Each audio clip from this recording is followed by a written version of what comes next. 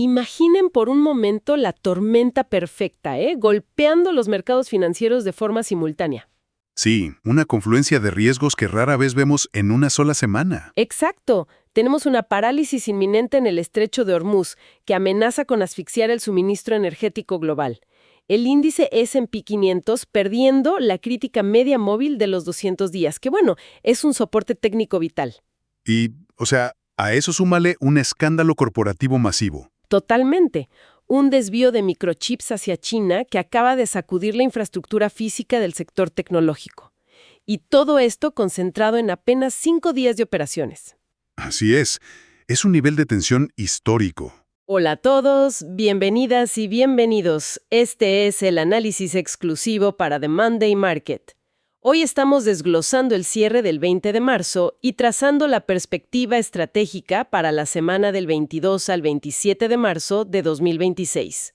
Y, el objetivo de hoy no es solo repasar titulares. Claro que no. La misión de esta inmersión profunda es descifrar la mecánica oculta detrás de toda esta volatilidad para que, el inversor pueda navegar sin perder el rumbo.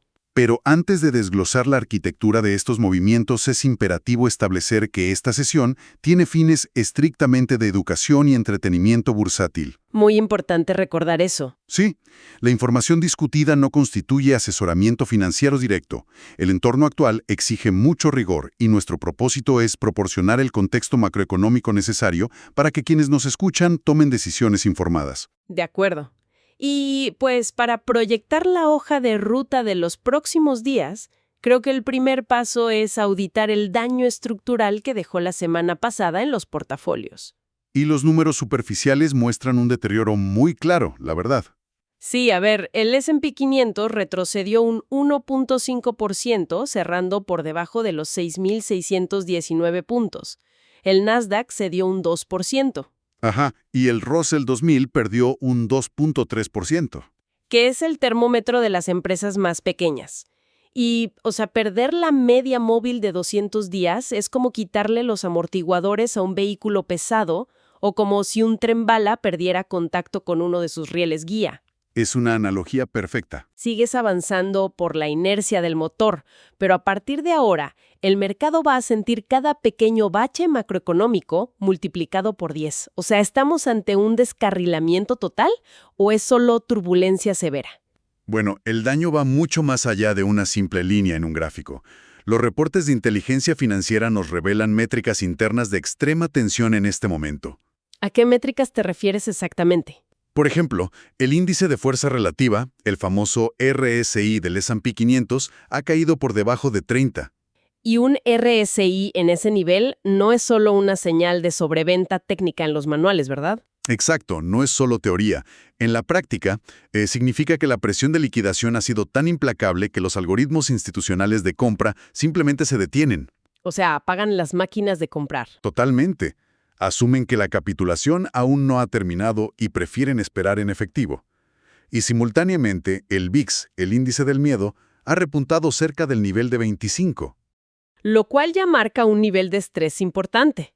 Pero he estado leyendo los análisis de mercado y hay un número que no deja de aparecer. Los 6.475 puntos para el S&P 500. Sí, ese es el verdadero nivel de peligro crítico ahora mismo.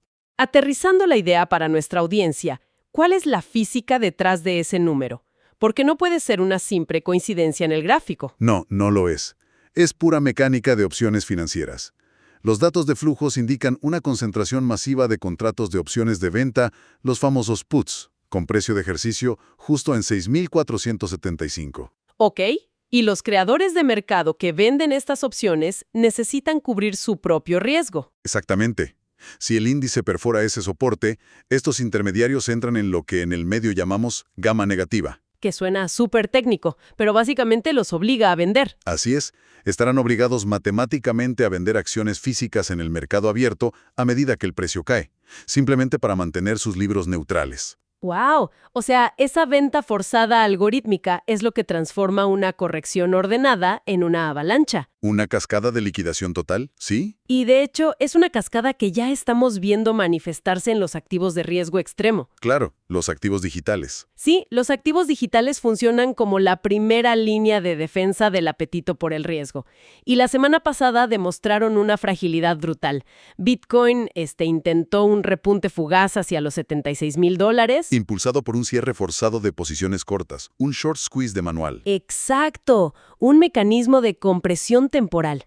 Pero devolvió todas esas utilidades en cuestión de horas, cayendo por debajo de los $71,000. Y Ethereum replicó casi calcada esa volatilidad errática, cerrando la semana casi plano. Lo que nos dice que el mercado está drenando rápidamente la liquidez de los bordes más especulativos. Y, ojo aquí, porque ese drenaje de liquidez responde a una recalibración radical del costo del capital a nivel macroeconómico. Claro, porque la caída de las bolsas no es solo por el miedo abstracto a los misiles. Exacto.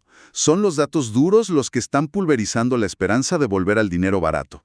El índice de precios al productor, el IPP, salió mucho más caliente de lo esperado por segundo mes consecutivo. Y el componente más alarmante ahí no fue la energía, ¿verdad? No, para nada. Fueron los costos del sector de servicios. Y esa es la pieza que cambia todo el rompecabezas. Si los servicios siguen acelerándose, la inflación deja de ser un choque transitorio. Es pegajosa. Totalmente pegajosa. Las implicaciones para el costo del dinero son inmediatas. De hecho, los reportes financieros muestran que las probabilidades de un recorte de tasas de la Reserva Federal este año se desplomaron. ¿De cuánto a cuánto pasamos? Pasamos de un optimista 95% hace un mes a menos del 15% el día de hoy. ¡Wow! Es un colapso total en las expectativas. Pero lo paradójico es que la economía no está en recesión. No, el Producto Interno Bruto proyecta una expansión del 2.3 al 2.5%. O sea, tenemos tracción económica, pero el motor se está sobrecalentando y la inflación no cede. Así es, y esta macroeconomía divergente está fracturando el mercado corporativo, creando ganadores y perdedores extremos. Lo vimos clarísimo esta semana. Ya no basta con comprar un índice amplio y cruzarse de brazos. El entorno expone quién tiene poder de fijación de precios y quién no. FedEx es el ejemplo perfecto de resistencia. Sus acciones subieron más de un 7%. Sí, superaron todas las expectativas. Demostraron que la demanda logística global resiste el embate. Pero en la otra cara de la moneda, presenciamos una destrucción de valor brutal con Supermicrocomputer. Un desplome impresionante del 33% en una sola sesión. Su peor día desde 2018. Y a ver, aquí quiero cuestionar la lógica del mercado. Adelante. Estamos en la fase de mayor gasto de capital en centros de datos de la historia. El boom de la inteligencia artificial es insaciable. ¿Por qué una empresa tecnológica de este calibre colapsa en medio de este ciclo? Es una excelente pregunta. Y la respuesta es que este desplome no tuvo ninguna relación con la demanda de inteligencia artificial. ¿Entonces fue un tema puramente legal? Fue un golpe directo del riesgo regulatorio. Los reportes de inteligencia revelaron acusaciones del Departamento de Justicia contra 3 directivos. Incluyendo a un cofundador, tengo entendido. Así es. La acusación es por desviar ilegalmente servidores equipados con chips de NVIDIA hacia China, violando de manera sistemática los controles de exportación. ¡Wow! O sea, un esquema complejo para triangular hardware de máxima seguridad. Exacto. Y esto no es solo un escándalo corporativo aislado. Nos habla de la tremenda fragilidad en la geopolítica de los chips. Y la geopolítica de los chips nos lleva directamente, como por un tubo, al epicentro del riesgo global actual, que es la geopolítica de la energía en Medio Oriente. Que definitivamente va a ser el catalizador que definirá esta nueva semana. Sí, el mercado está empezando a fijar el precio de una crisis de suministro tangible. El estrecho de Hormuz está bajo una amenaza de paralización inminente. Y recordemos que por ahí transita el 20% del petróleo mundial. No es poca cosa. Además, ya vimos ataques confirmados a infraestructuras clave, como el campo de gas de Ras Laffan en Qatar. Que son 300 kilómetros cuadrados de instalaciones vitales. Una disrupción ahí es sistémica. Las ondas de choque fueron inmediatas. El crudo WTI cotizando con una volatilidad extrema, oscilando entre los $93 y $95. Y el contrato Brent incorporando primas de riesgo masivas. Claro, y el problema de la energía es que se filtra a todo. El consumidor estadounidense ya está absorbiendo un incremento del 40% en el precio de la gasolina desde enero. Y eso Inevitablemente crea una presión masiva sobre la administración actual de cara a las elecciones. Lo que en los análisis de mercado están apodando el put de la gasolina, ¿no? Exactamente. El put de la gasolina es la expectativa institucional de que el gobierno va a intervenir como sea para bajar los precios y frenar el conflicto bélico. O sea, el mercado asume que el gobierno actuará como un seguro financiero para no perder votantes. Así es, no se pueden permitir un petróleo a $100 prolongado. A ver, aquí quiero regresar a la reacción del inversor porque si el mundo está literalmente en llamas, con misiles impactando refinerías y la inflación repuntando, ¿por qué el mercado no está en caída libre? Apenas ha bajado un 5% desde máximos. La respuesta corta es el fenómeno de las coberturas institucionales, el hedging. O sea, ¿los inversores ya estaban protegidos antes del golpe? Totalmente. Piensa en el mercado de seguros contra huracanes. Ajá, si anuncian un huracán, compras el seguro antes de que toque tierra. Exacto. Y cuando llega la tormenta y daña la propiedad, no sales a vender tu casa en pánico, simplemente usas tu seguro. Las opciones de venta actúan como esa póliza. Eso hace que la caída del mercado sea lenta y ordenada. Sí, amortiguan el impacto primario. Sin embargo, estamos viendo salidas masivas de capital subterráneo. ¿Hacia dónde está migrando ese dinero? Hay una rotación agresiva saliendo del oro hacia refugios de pura liquidez, hacia el efectivo. Vender oro para acumular dólares es una señal de que se están preparando para cubrir llamadas de margen o comprar en la gran caída. Exacto, están acumulando pólvora seca.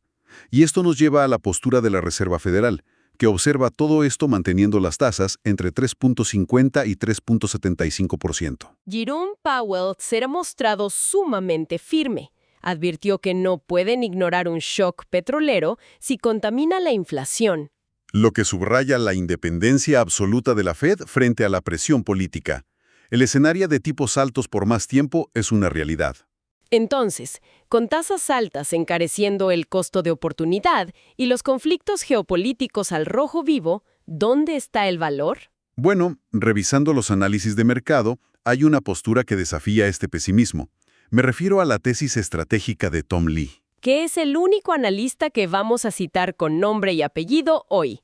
Tom Lee mantiene un objetivo para el S&P 500 de 7.700 puntos para este año, lo cual suena a una locura total ahora mismo. Suena contraintuitivo, pero Lee argumenta que las acciones globales ya estaban en un mercado bajista rodante. O sea que la corrección no fue simultánea, sino por partes. Energía y los 7 magníficos ya habían corregido fuertemente antes de este shock. Entonces el mercado ya digerió el riesgo macroeconómico. ¿Y qué pasa con la guerra? Lee señala empíricamente que en los últimos 8 conflictos bélicos importantes, el mercado ha tocado fondo muy temprano, a veces días antes de las hostilidades. Claro, el mercado descuenta el peor escenario y luego rebota. Además, afirma que a largo plazo, Estados Unidos se beneficia de ser un productor neto de energía. Esa es la gran diferencia con la crisis de los 70. Hoy, un barril caro inyecta utilidades a la maquinaria industrial del país. Traduciendo esta tesis de Lee para nuestra audiencia, de cara al calendario de ganancias, ¿qué sectores hay que vigilar esta semana? Definitivamente hay que vigilar la energía, específicamente el ETF XLE y las empresas de servicios petroleros. Que están capturando primas masivas por la escasez. ¿Y en tecnología? Allí observamos un reposicionamiento hacia empresas de defensa y espacio. Planet Labs, por ejemplo, subió un 20%. ¡Wow! Un 20%. Claro, inteligencia y vigilancia satelital en tiempos de guerra. Así es. Y también hay que prestar atención a las advertencias de gasto de capital, el CAPEX, en infraestructura de inteligencia artificial. Como Micron advirtiendo que los costos de construcción de centros de datos se van a disparar. Exacto. El hardware es físico, pesado y muy vulnerable a los bloqueos marítimos. Lo que nos lleva a la conclusión de que toda esta complejidad exige que el inversor moderno no sea un espectador pasivo. Tiene que ser un estratega activo, sin duda. Y esto me deja con interrogantes clave para quienes nos escuchan. ¿Soportará el nivel crítico de los 6.475 puntos en el S&P 500 o veremos esa venta masiva algorítmica? Es la gran pregunta de la semana. ¿Y hasta qué punto la política dictará la duración de este shock energético? Exacto. ¿Qué consejo final de riesgo y oportunidad le dejas al inversor frente a este panorama? La volatilidad actual no es un error del sistema. Es el sistema ajustándose a tasas altas. Recomiendo precaución extrema con empresas sobreapalancadas. ¿Mantener liquidez, supongo? Sí, mantener liquidez como opción de compra para aprovechar los soportes técnicos.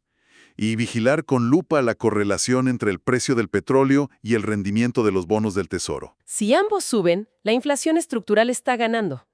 Y quiero cerrar con un pensamiento provocativo basado en lo que analizamos hoy. A ver, cuéntame. Si la infraestructura física, o sea, cables submarinos, plantas eléctricas y refinerías, se ha vuelto el blanco principal de los conflictos, ¿no es posible que la próxima gran revolución de inversión cambie de rumbo? ¿Te refieres a alejarse del software abstracto? Exacto, que el verdadero rendimiento a 10 años no esté en la inteligencia artificial en la nube, sino en la hiperseguridad de los bienes tangibles y el suministro eléctrico autónomo. Es un cambio de paradigma brutal.